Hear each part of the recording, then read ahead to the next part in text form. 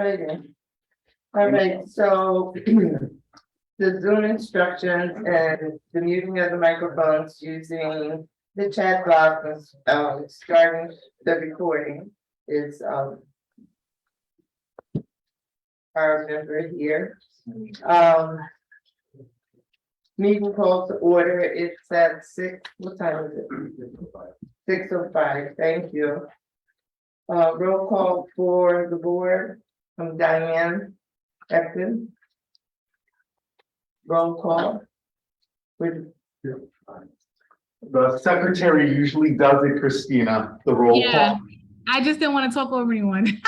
Diane is here. Lee, Present. Darlene, here, me, C. Griffin, Adam, Present. and Abby. No, that Abby won't be here. All right, let's do it. You said 6:05, right? yes. Okay, so are we at a quorum, guys? Are we at quorum? I'm checking. Are there any voting members in the audience besides the board members? Sally. Sally Esposito. Any All other? right. Mary Ann. Yeah. We're on the list. Yeah. All right, Sari Esposito, Marianne Moran, both present, and I think I saw the police there as well, so. All right. Yeah. So, Lieutenant Fumiati's a voting member. Oh. I always abstain. Yeah, Rob Roberts is a voting member. And who else? Pastor Boone just joined voting member. Okay, that's all we have for voting members here. Yeah, no, Zoom people, I got you. It's just because I get your names on Zoom, so but I just have to check for all the in-person people. Yep, I can have it. We don't have it yet, but I'll keep you updated as we. Okay, so we're gonna go past the minutes, approving of the minutes. So we can go to Ms. Darlene for our financial report. Come up here. Just what else? Okay. Hello, everyone. Welcome. The financial report is the same as it's been. Excuse me. So, You just say here, your mic is right there. oh, okay. Got it. Oh, good. So our balance is $5,453.42. Tonight we have a little party welcoming the new chief of police. So all of you who stayed home, you're missing out on some delicious pastries from Rocco's. But anyway, just to make you feel worse than you already do, Trio, on a hot night. And as usual, we have candy. If anyone wants to donate to the candy, the pastries are on us, so you don't have to donate to that. But if anyone wants to donate to the candy fund, we'll keep that coming. But other than that, if there are any questions or comments on the financial report, let me know. There's not much to report, but no, okay. I like Charleston shoes, by the way. Oh, okay. I knew somebody would have a request. I only have about 20 different brands. I had to get Lee his cinnamon candies. Okay, I'll keep it in mind. All right, Thank you. so, Lieutenant, the reporting. Thanks, Diane. Lee, should I stay here? All right. Yeah, Okay. yeah, he can hear, Okay. right?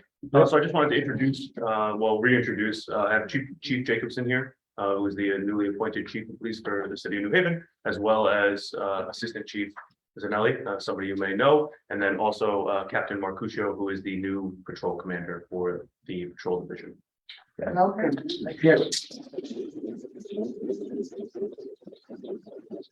So I've been to some other community meetings around the city, but you guys are the first ones with a sign and pastries. Thank you very much.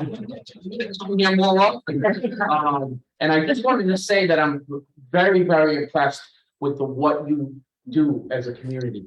I got to spend some time with you in some other meetings, and then I was out in front of the Grand Cafe when you guys, most of you were out there. And I'm just super impressed. And if we had, 10, 12 CMTs like this one, we'd be in a far better place in this city. And I just respect what you do for this community and also the police. Because not everywhere we go in the city do people treat us the way you guys treat us.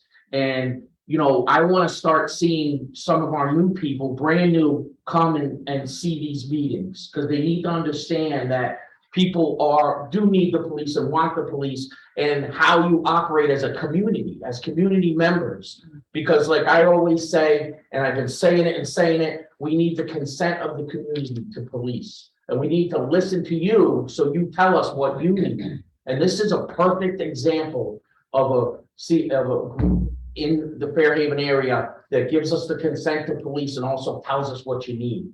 And that's so important. And don't ever feel like, oh, we don't want to hear it. We want to hear from you. And I'm very happy that Lieutenant Fumiani's here, and former district manager, Dave Zanelli. I heard he was pretty much beloved out here, so it was an easy choice, and I can see this kid someday being an assistant chief as well, because these gentlemen and Nick as well, Nick and I walked out in the hill when I first started. We were in a walking group together.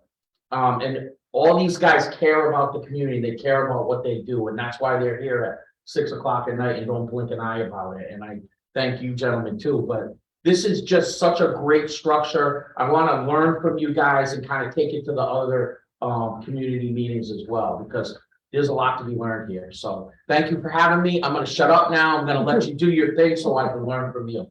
Thank you. Thank you. So good evening, everybody. It's good to be back home. I know nearly everyone in the room, so thank you for having me. And listen, I wanted to come and just say hello to everyone. I know Alder, we've done some walks recently. Lieutenant will get into some of the great results that have been achieved in the last couple of days by Grand and East Pearl and other sections of Fairhaven. I also want to introduce Captain Marcuccio. He's my patrol commander. So I now, as assistant chief, thank you for Chief Jacobson for considering me for the position. I'm in charge of patrol and training. So one of the things that I always wanted to do and made promises about when I was the district manager is to give more resources to Fairhaven, because it warrants it. We know that. And Lieutenant Fumiani is managing that correctly. And, we just want to keep that up. We're going to do as much as we can when we can. Obviously, we are still recruiting and we're getting numbers. We can't make the walking beats every single day, but we're going to try and have them here as much as possible. And Mike's going to talk about some of the crime plans. But it's also great. I've kept in touch with many people in this room. Alder, that was a great walk we did the other day together when the lieutenant was on vacation. And you were right about some of the activity. And we're hoping that, the arrests that were made are going to lull what's going on there. And again, we're very approachable, we're responsive, and we're here to help. So thank you, everybody. Thank you. All right, so thank you, Assistant Chief. Thanks, Chief, and thanks, Cap. So we'll get right into the report here. Fairhaven's been really good, honestly, the last month. We have a couple of things that I really wanted to highlight. The police officers have been doing a phenomenal job. I know it seems like my job to tell you that they're doing a good job, but honestly, like some of the work, including going on right now, which I'll talk about in a minute, which is why I'm so sweaty. So we'll go back over the last month. We've seen a little bit of an increase in robberies. These are the same trend that we usually see in the summertime, late summer, usually before Christmas, the holidays, the area of Lombard and Ferry. So late at night, probably around 10 p.m. to 2 in the morning. That's an area where we're going to devote some more resources to. There's been an increase in robberies in that area. One of the areas that I also saw an increase over the last month was property crime. So theft from vehicles and burglaries of generally vacant buildings in the southwest corner of Fairhaven. So around Lloyd and Wolcott in that area. So if those crimes are generally occurring in the morning time, those are daylight crimes. So we'll have officers on the day shift, pay more attention to those areas. what the goal here is to get a walking beat back to Grand Avenue. I feel like a broken record saying it all the time. I've said, you guys have probably heard me say it for years. So as much as we can, the primary areas that we see the most concern are Grand and Poplar, and Grand and East Pearl. As a result of the last 48 hours, we made some serious progress in both of those locations.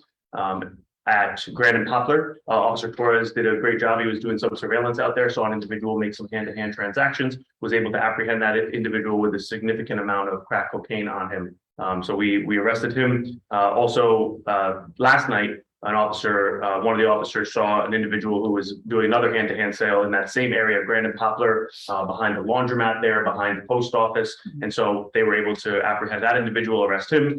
Additionally, I've received tons of complaints, and I appreciate them because it gives us a timeline for when I'm here a lot, but I'm not here all the time. And so it's helpful if you see someone out at midnight, and I'm at home, I don't know that that's happening. I don't know that this activity is going on. So Grand and East Pearl has been a significant issue for us with drug dealing. The individuals out there tell us openly, they tell everybody in the neighborhood, we're selling marijuana. And so there's some interesting things with the change in marijuana laws to the point where marijuana is legal to possess. It's still not legal to sell until we can figure out how to distribute marijuana legally. That's something for legislators and people higher than me to figure out. In the meantime, we're still trying to enforce the law when people are selling marijuana. And so the main individual that you see all the time out there, Mr. Curtis Duarte Sr., was apprehended yesterday after we did some surveillance out there. He made a hand-to-hand transaction. We moved in and arrested him. We seized over a pound of marijuana off of him. And today, the area seems to be much more clear. So we're going to continue that. Our plainclothes officers, the DEA, the ATF, our shooting task force did a phenomenal job. If you guys remember back in September, there was an individual who was shot in the parking lot there, which kind of launched this whole community effort, which has been an interesting ride for all of us. We've made some really good progress. That incident, Detective Bailey from the Yale Police Department, who's assigned to the shooting task force, secured an arrest warrant for the individual who did the shooting. I don't know if anyone remembers, but around that time, I also reported that there was an individual who fled officers behind Grand Beats. He had struck multiple cars back there. Our officers were able to get him arrested. That individual was the one that was responsible for the shooting. He's currently incarcerated, so we'll serve that warrant while he's incarcerated. So honestly, the officers have been doing a great job leading right up to tonight, where a woman. So one of the reminders I'll give everyone is when you're pumping gas, what we see is juveniles, anywhere from 14 to 17-year-old kids. And I say kids because some of these 14-year-olds literally look like children. But so these kids are out there at the 7-Eleven up on State Street, and a woman leaves her car unlocked while she is pumping gas. One of the individuals exits a stolen car, gets into the passenger seat of her car, steals her purse and some of her items, gets into the stolen car. Officers respond to the area quickly. We have plainclothes officers out that are doing surveillance. Between patrol and our plainclothes officers, we're able to, the individuals end up coming back to Fairhaven. They all jump out of the car. There's 4 of them in the car. They all jump out of the car at Peck and Downing. And so they leave the stolen car there, they take off running. Officer Torres is able to apprehend one of them who had a ghost gun with an extended magazine on it, which means that I believe that one carries at least 15 rounds on this particular one. So 15 bullets are housed within this gun. And then we were also able to apprehend one of the other juveniles. Unfortunately, they're both juveniles, so they'll have to go down to Bridgeport Detention Center, and that's a whole nother thing. But so that's actively going on right now. The officers did a phenomenal job. We were able to safely take 2 individuals in custody who have a gun, who are looking to shoot people. Unfortunately, they're juveniles, and that's an issue that we have to work on in the city, I think. But otherwise, we're working on Grand Avenue for the walking beat, and then also we'll have additional motorcycle presence. So the motor unit, our traffic unit, will be expanding in the near future. And so those officers will be out, hopefully Clinton Avenue, Grand Avenue closer to east to get some people speeding into the district, to try to slow people down, to try to take some traffic enforcement. And so I think that's pretty much it. I know it's a little bit lengthy. I apologize for taking so much time. Unless anybody has any questions, go ahead, Robin. Yeah, that big building next to Grand Avenue, where the driveway is. 103 Grand. Some of the residents and owners, there's stuff going on in that building there. Mhm. And we get a lot of calls, you know, like official, about that, Heck and Berry. terrible. A lot of calls about At the that. store? That story. Okay. We got it. I know you guys are probably doing some kind of surveillance on it or something, but we got to clean that up. Yeah. We can talk more, Robbie, about that. Is that all day long? Yeah, well, one is you can't even get through that area over there. It's terrible. Okay. Especially the first of the month. The first of the Just month. like a zoo. Yeah, 'cause it's- Okay, Up and Sherry, down, up and down here, selling their stamps and buying. this Well, and now going they've to the moved store. the doors over and they have chairs Yeah, that it was like a chairs. living room, right? Lounge chairs and regular I chairs. think the closing of the First thing bridge, at a time, please. I think the closing of the bridge really impacted that Yeah. area a lot. So we can definitely devote some resources over there. We had in the past after the shooting that occurred. Yeah, right. And things quieted down for a little bit. We were able to shut down the store, but we'll just have to do it again. Even around the block where the dumpsters, they're shooting up, you can see them shooting up and Uh, everything. Okay. Speaking of shooting up, I cut my grass and I found 25 needles Wow. in my yard. So if anyone does find needles, I can give you a number, but if you want to contact me, that's the easiest way right now. Next month, I'll bring you a number that you guys can call. If you find a few needles and you don't want to pick them up, you shouldn't touch them. You should have professionals do that. So don't even have them do that. There's people in the community that'll come out and pick those up for you safely so that we don't have anybody, we don't want kids coming across them, and we certainly don't want anybody accidentally getting stuck. Exactly. In terms of the speeding, I had applied, Joyce and I had applied to the Giovanni Zinn and Attorney Santiago about installing some traffic calming methods on Lombard between Front and the Clinton Light, which kind of sounds like your basic Indianapolis Speedway. And I mean, they're hauling through at enormous speeds Okay. at all hours. Oh, yeah, it doesn't matter, 2 o'clock in the morning or what. Or in the middle of the daytime when people are crossing roads and whatnot. And we have a grant for traffic enforcement and we're putting it in different areas of the city. That's not one of them. If we could add that. Yeah, please do, because I sent in paperwork on it and petitions that we took around to the neighbors and have signatures and follow the protocol and everything. Some of the neighbors complained that they had damage on their cars because these guys were speeding and, you know, zoomed by their cars and dented them and so forth. Or I can help you figure it out. If you show me what you submitted, what. Okay. That'd be lovely. Thank you. Thank you. Sorry, we have questions online as well when you have a chance. Okay. Okay. What's been? Maybe we could take one more in the room because they've been acknowledged and then go to those, if that's okay? Yes. Yeah, go ahead.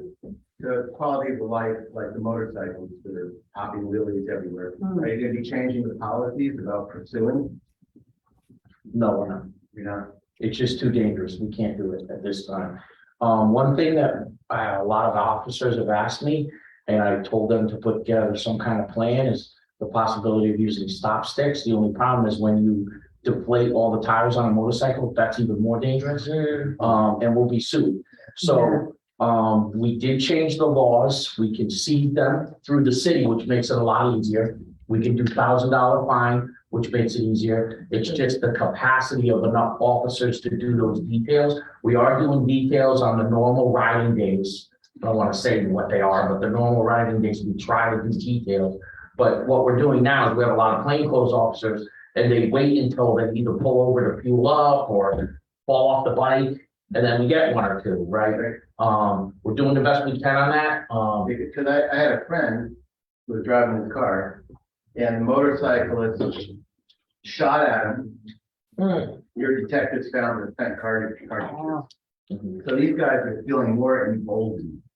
So Because of all the years of not being able to pursue. yeah, so we have grabbed a few this year. I think we've got about 15 bikes since the beginning of the year. And I would say 5 of them, they had guns on them while they were riding around. So you're right about that.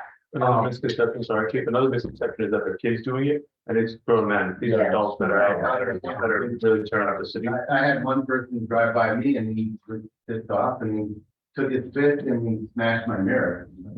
So we talked to the state police about setting up with them to do some details. We've talked to, like, we have to use every resource we get. So I've even talked to the Drug Enforcement Administration because they've allowed us to use helicopters to do like gun and drug rips. I'm gonna ask them if we could use the helicopter for this. The other thing that's gonna help us is when we get those city cameras installed that you can actually make identifications on. Now granted, some wear masks, but they are getting more brazen, so some don't. We'll be able to, through those the cameras we have now in the city, we can't make identifications off of. But the new ones, we'll be able to make So identifications. you have to have clear, reliable information to bring to a courtroom to be able to consider. Absolutely, and the other thing is that the easiest way to get it, but a lot of these guys aren't from New Haven, right? But if you know an address that they're coming and going from, then we just sit on their address, and when they come home and get off the bike, we take it and give them $1,000 fine. That's the best deterrent we got.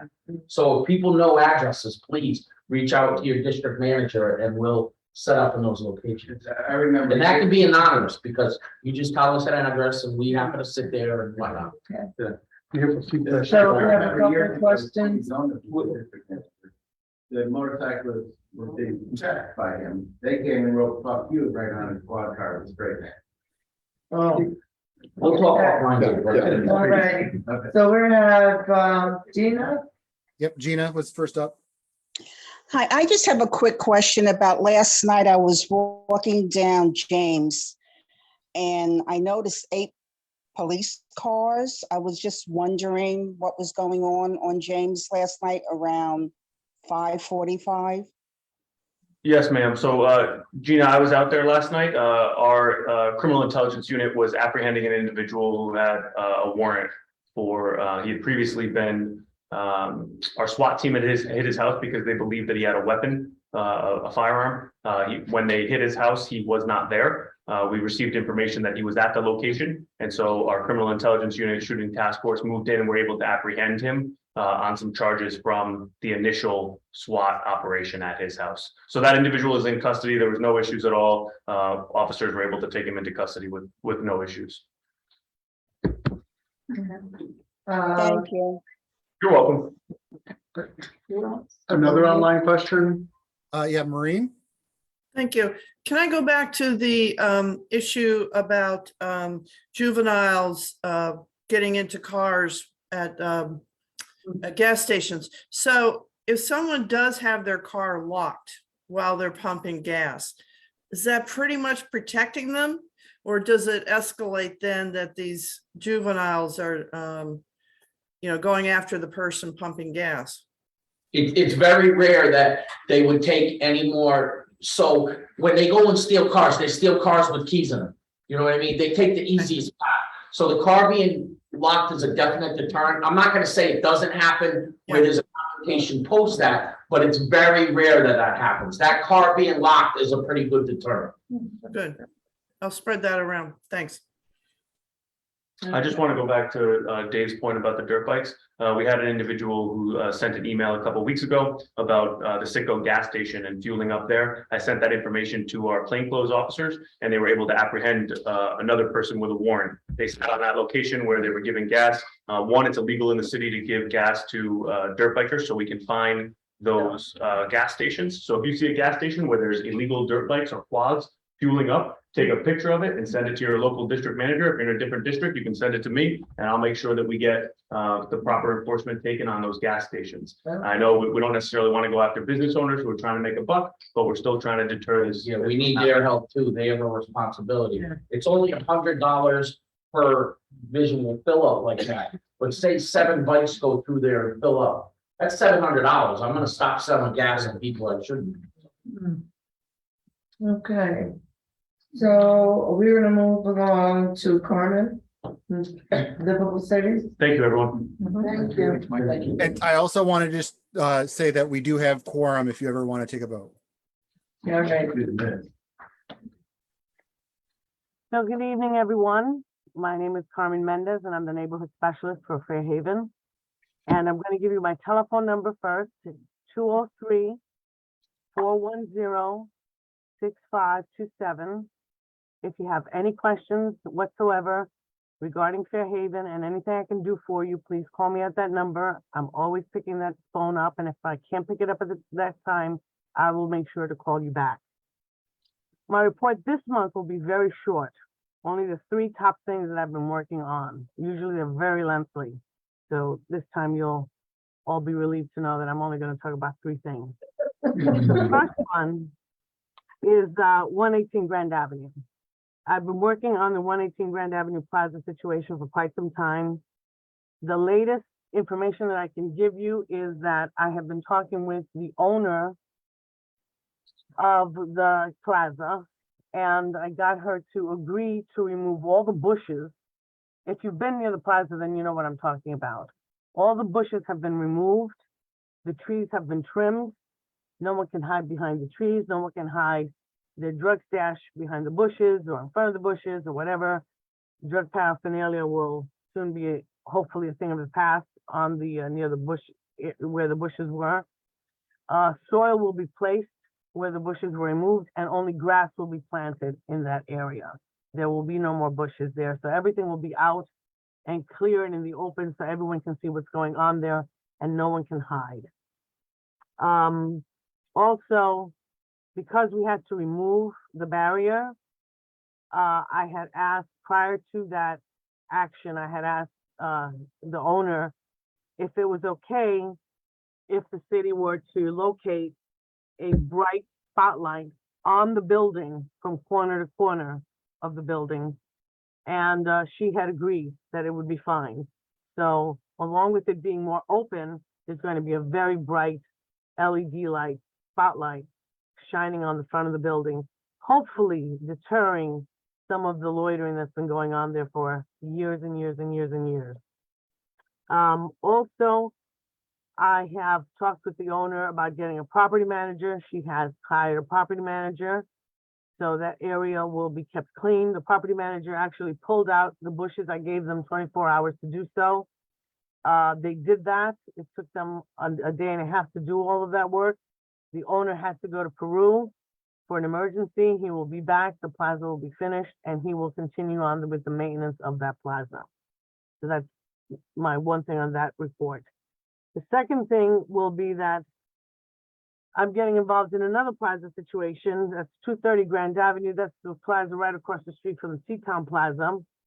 There are various homeless people and a community of homeless people living behind or hanging around behind the post office and the laundromat there. And the dumpsters have been overfilled and overflowing, and it's just been a mess there. So tomorrow we'll be meeting with the owner, Lieutenant Fumiati, myself, Alderwoman Sarah Miller will be there to meet with the manager of the property to discuss putting cameras up and again, another spotlight on that property to keep, hopefully to find out if there's any illegal dumpers. We can identify who they are. We can look at the activity that's going on the plaza, and hopefully the light will deter some people from being back there to begin with. I'm also working with Velma George on addressing the community of homeless people there. I'm a commissioner on the homeless task force, and it is my obligation to do whatever I can to be helpful in that regard. So I will be working with Velma George and her outreach workers. I've been working also on Exchange and Wilcott Street. There are some issues on both of those streets that are very serious. And one of the less serious ones is the demolition of some old garages that are actually in danger of collapsing. So I've issued and worked with Jose Romero of our office to issue orders to demolish those structures that are a hazard. And also working on hopefully deterring some of the loitering that's been going on there as well. But I'll brief you more on that the next time. And then this particular month that's coming up, I will be working with Cynthia Rivera. Literally, we'll be spending a lot of time on Ward 15. But if there's an issue in your ward, if you're Ward 14 or the other ward, we will then work with you as well. Never hesitate to call me for anything whatsoever. And that is my report. Thank you, Carmen. Any questions, anyone? Carmen, I just have one question. Yes. When the dumpsters are in the street, do they still have to pull a permit for that? Dumpsters on the street have to have a permit, yes. Who's in charge of that? Is that Cynthia or your department? No, not my department. They would have to go to, OBIE, Office of Building Enforcement and, Building Inspection and Enforcement to get a permit. Okay, thank you. Okay. We're gonna take a minute to approve our minutes since we have a quorum before people have to leave. Okay. So, can I get a motion? I make a motion to approve the minutes. Second. Last meeting. Any? What? Oh, are we voting? Yes, we are voting. All right, so if somebody in the library could count the yay, nays, and abstains, and if you're on Zoom, feel free to click the hand emote down in the bottom of your thing, your reactions tab. It says raise hand. You can raise it like this if you agree or want to say yay, nay, or abstain in the appropriate times. Here in the room in favor of approving the minutes. 1, 2, 3, 4, 5, 6, 7. 7 affirmative in the room. Anyone does not want to approve the minutes? Not want to approve the minutes? Anyone want to abstain? 2 abstentions in the room. All right. Sorry, that went a little quick for online, I think. So if I could just have the online people approvals, please raise your reaction hand or actual hand if you want, if you're on video. All right, and deny or nays votes. All right, and then any abstentions? All right, the motion is passed. Great. Okay. Just 2 seconds, we got very carried away before. I just wanted to remind everyone that the police department is hiring. So we launched our, we're hiring at policeapp.com. So anybody who knows anybody who's interested, we just put a 55-year-old man through the academy. So age is not necessarily a factor for us. He did a fantastic job. Looking forward to getting him out on the street. So if anybody's interested, policeapp.com. It just, the applications went live August 1st. So if anybody's interested, apply there. Or if you know anyone who's interested. Yeah. Thanks, Diane. Just slightly police related is the fact that we have coffee and donut. So Aline was kind enough to actually go and get them. And before anyone applauds, it was Robert's idea. Yeah. So And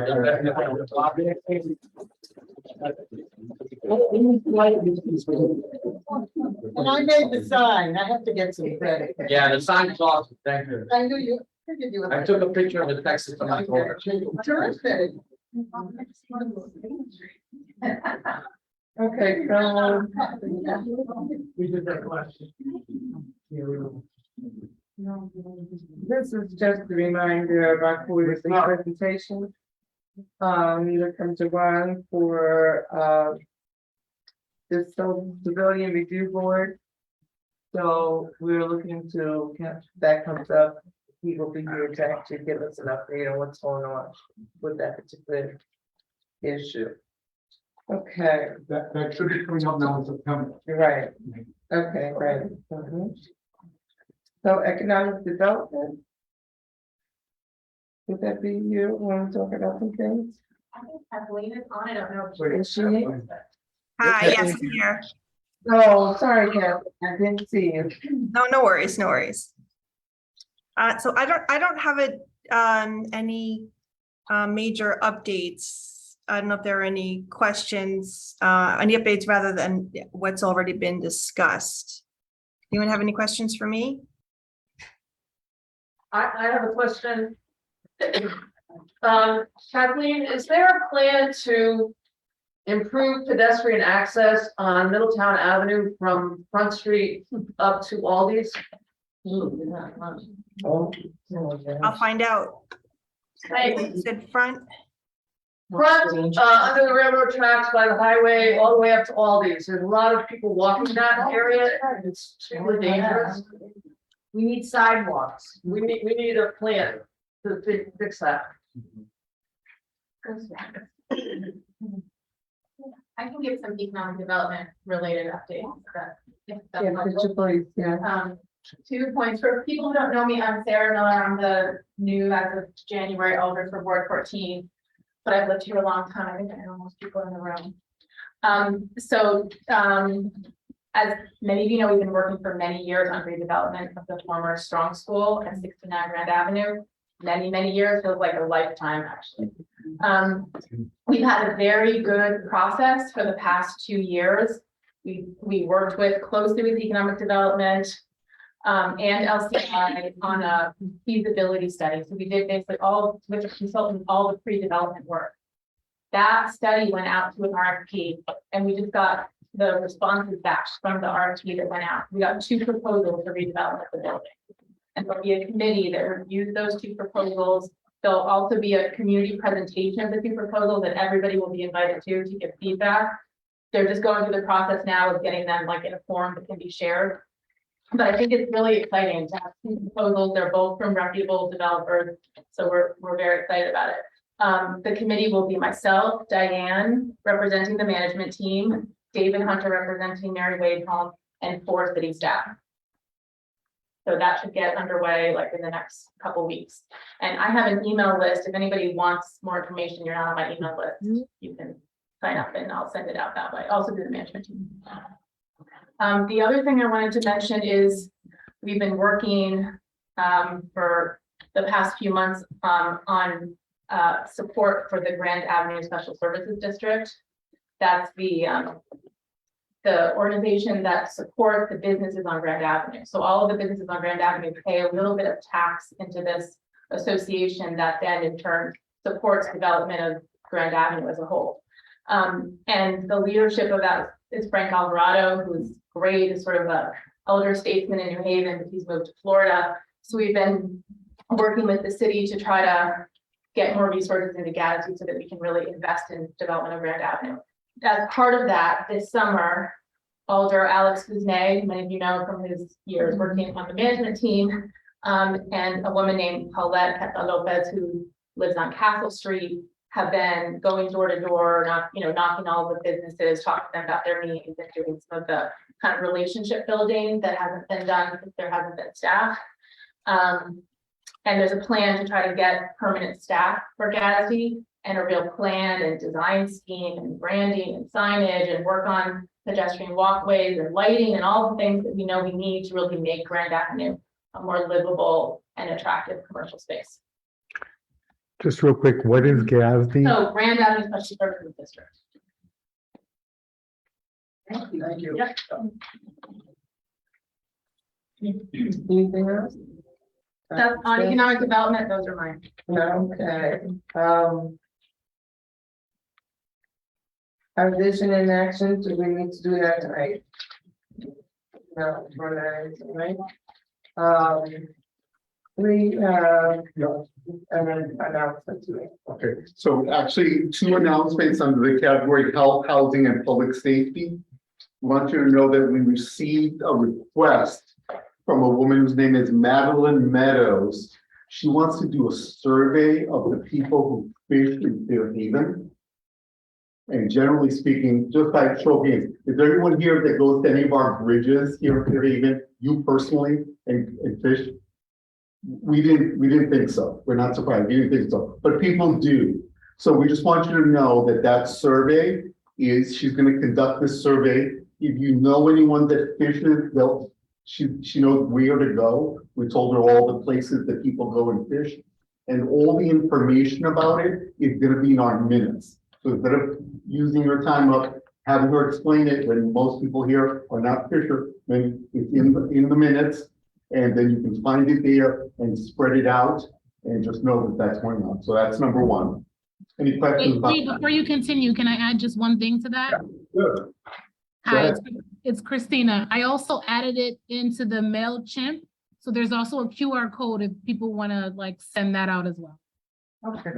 The QR code just makes it easier for people on their phones to answer. A question here. Is this just people fishing off the bridges or people who fish the Quintet River? Anywhere along, she's interested, so we went all the way around to all the, at the parks, all the bridges, and we Is gave there her all people the. in the marina and the yacht club that fish the river? They're in their boats. They're not as concerned about people who have access to marinas, and hopefully know what they're doing because they're on private or club property, as they are for people that are in public parks and in bridges. So this is safety, not so much about what This they're. is, catching in the river. you know, do you know what's in the water? Yeah. Do you know which fish you can eat? That, the concern is public health. But thank you for bringing that up. But feel free to share it with anybody. I'm sure they would like to know that there are people that know how to fish safely. So the second thing is, there is a department at Yale in public health that looks at a thing called harm reduction. We've talked about harm reduction before. This is reducing the harm that people who live on the street, maybe they're using drugs, maybe they're sex workers, maybe they're just homeless. People who are under, you know, a lot of stress in their life. We're trying to address these issues. There's a woman who has a proposal that she would like to bring before us. Her name is Natalie. And this proposal has to do with offering things that these people need through some sort of a machine that offers them condoms, needles. It might also be expanded to mass the COVID tests. So this woman asked for a meeting with Diane and myself as the two co-chairs, but we thought it important that when we go to talk with her, to hear her, right, that we bring your questions. So just to give you an example, one of my questions is, where has this been done before that it has had a positive impact on the people that need it without having a negative impact on the community? Right, that's one of my my questions. So my question to those of you online and to those of you in the room is, what other questions do you have? Not because we're going to make any decision, but because if people agree, we're going to have her come in September, but we'd love for her to know what concerns you have, what questions you have. So here's a person with a question. Susan. Disposal, just as Diane Park is still the deal. Disposal. Yeah. Disposal safely and Disposal responsibly. of items after use. Disposal of items after use. Any other questions? Any questions online?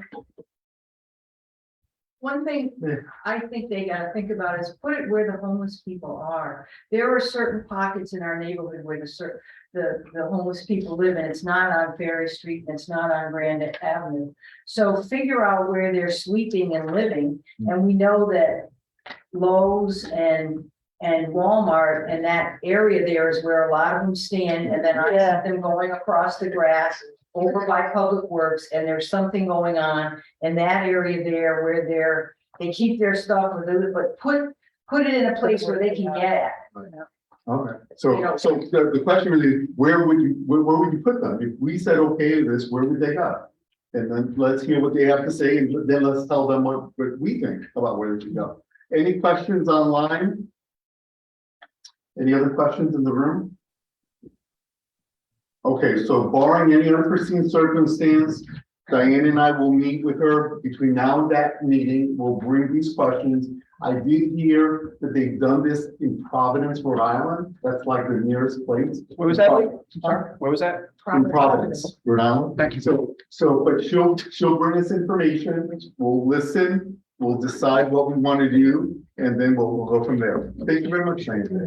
Wait, one more question. Actually, why not doing that? Why not include socks, soap, and underwear?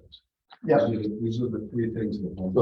So I'm just gonna ask what What are you items providing? can be included?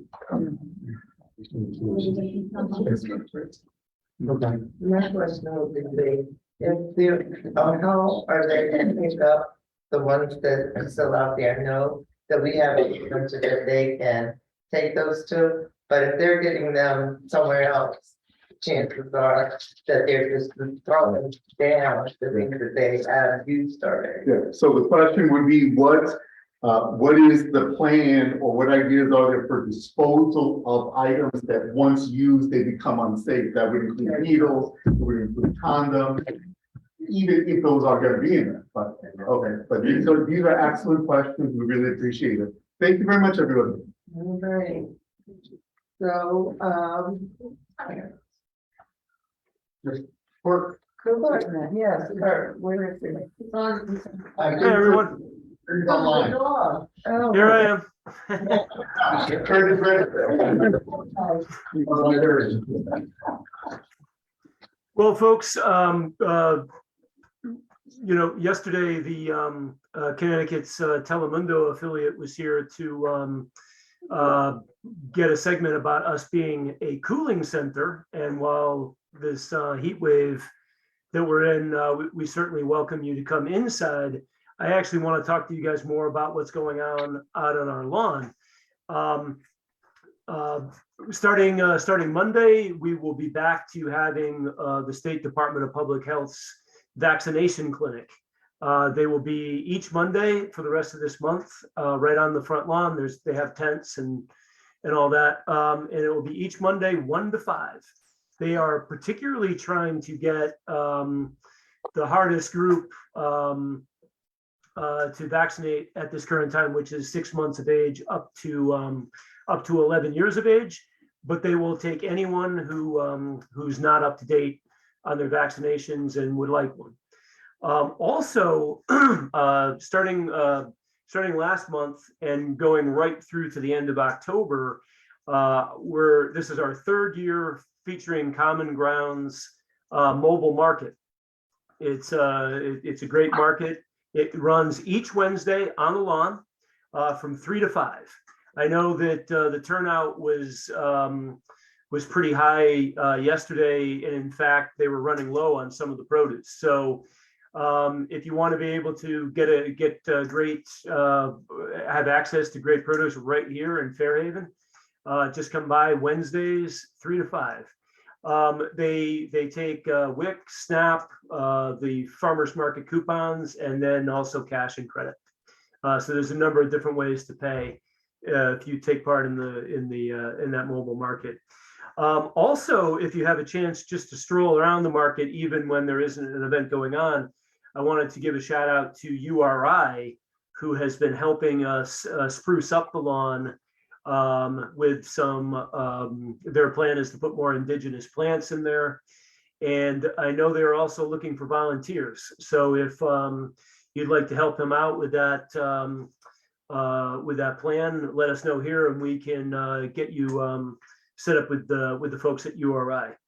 And one more thing about the lawn, weather permitting, on Saturday, August 27th, we will have a Yale graduate violinist, Alana Zaks, who will be doing a concert out on the lawn. If the weather turns out to be poor, we'll bring her inside. But either way, on Saturday, August 27th, there will be a violin concert. And then let me finally go back inside.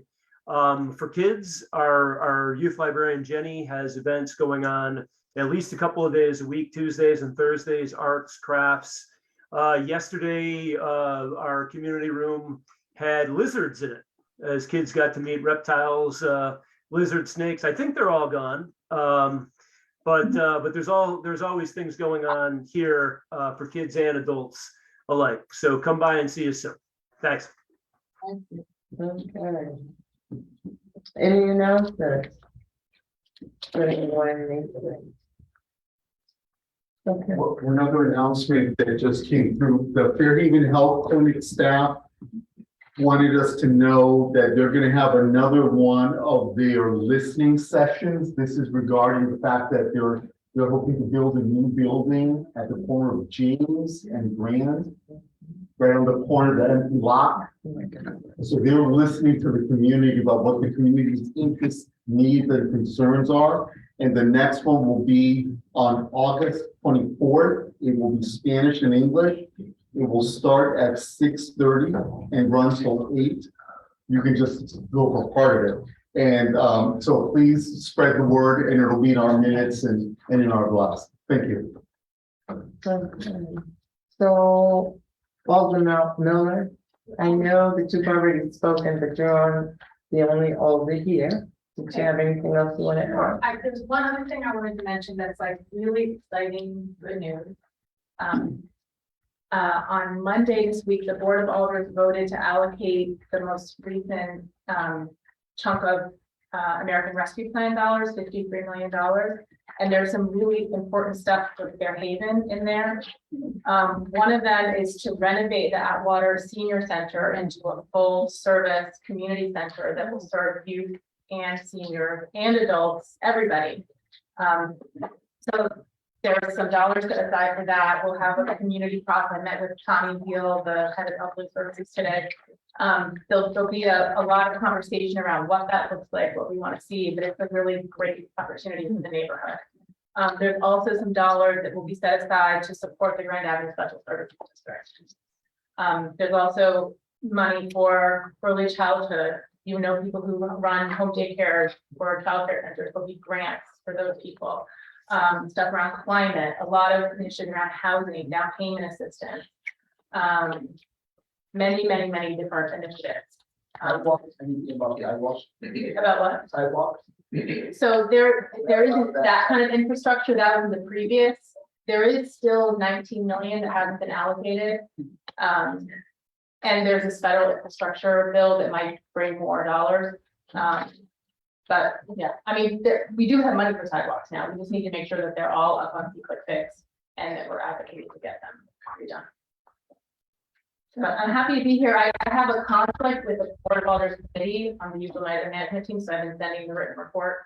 If you don't get it, I did set up a website too, which is board14.org, and I have an email list and a text message list. So if you'd like to be on my list. Thank you for the information you do send out about. Yeah. And I really appreciate our police team. We're not gonna like arrest our way out of poverty and trauma, but there's a lot of situations where we really need the police, and they've just been great partners. So I just really appreciate it. This is like my dream team.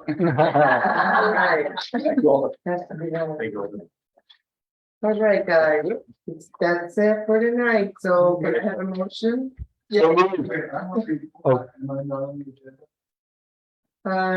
Who are you, sir? I'm Steve Ham, and I thought I was on the agenda, so I can come back next month. Go ahead. Is it an announcement or? It's about reimagining New Haven and the. I can. That's a presentation. I can do it in 3 minutes. 3 minutes. We'll hold you to 3 minutes. So, I'm Steve Ham, and I live over the East Block. I know a lot of you people because I hang out in Fairhaven quite a bit. I've been to a lot of your meetings over the years.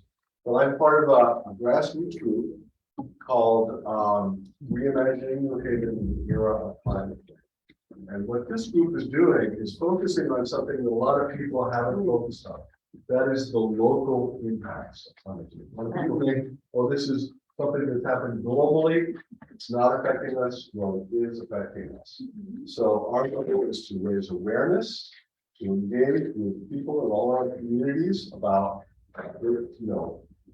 knowledge about it, education about it, and then to do something about it. And our goal is not to replace what other groups are doing, but to work in partnership with them, because there are a lot of groups involved in environmentalism. But really, there hasn't been much done on the local impacts. One thing that is being done is the alders are going to have a meeting, a workshop about raising temperatures and Local Flooding. flooding, yeah. With a focus on Fairhaven and looking at the maps. Yeah, so, sea level rise is coming. More increasing storms are coming. Heat, flood, neighborhood flooding, drought, water shortages. Right? There, a lot of parts of the world where food is grown, it's not gonna be grown, or it's not gonna be as successful anymore. And these prices rise, shortages of food. There are gonna be climate refugees, because if you're living in a place that it's impossible to live anymore, you've got to go somewhere else. And New Haven has a history of being welcoming to refugees. So these are some of the issues. You can see how they're real. They've already started to happen. That's gonna happen here. And we feel like we need to do something about this. So we have 3 pillars, which is one is scientific expertise or other kinds of expertise. The second is community involvement, and the third is involving arts and artists, because we think we need our artists to help us reimagine the city. We talk about reimagining the city. It's not just about climate change. It's a crisis, and in a crisis, you can actually have a broader view of things and say, what are the things we need to make the city more livable and fair and equitable for people? So those are the kinds of issues we're raising. We're planning on having a climate-on on October 30th. We're hoping to have it in Martinez School. And Fairhaven is ground zero in climate change in New Haven and in New England. And this is where we've got to confront. And we want to do it right here locally. And we invite everybody to become involved in this as much or as little as you want. I'll give you my email. You can reach out to me. I'll put you on the list for information. It's steveham31@gmail.com. And also we have a website, which is reimaginingnewhaven.org. And you can go there and learn more about it. So 3 minutes, right? All right.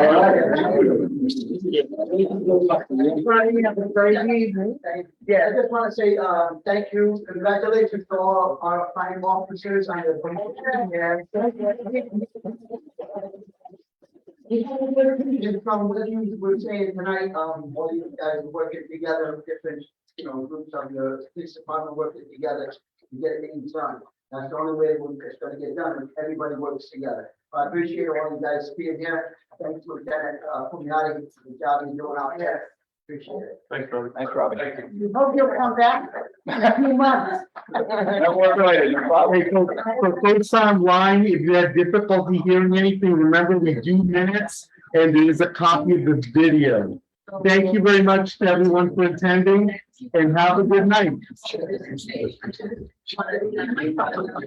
All right, yeah, like Lee said, I know that was difficult to hear. So there is a copy of the video that will be up online on YouTube. And also it'll be in the minutes as best we can, but that's also why we ask you to sign up for presentations as opposed to, announcements are meant to be more of like a, hey, this thing's happening, and presentations we put a little more effort into. So give me just a couple of days because I didn't hear any of that. So I'm gonna have to go back through the recordings to put it in the minutes. Sorry. Yep. But everyone else have a great week, and yeah, Christina's on it with this, and the meeting is immediately put up on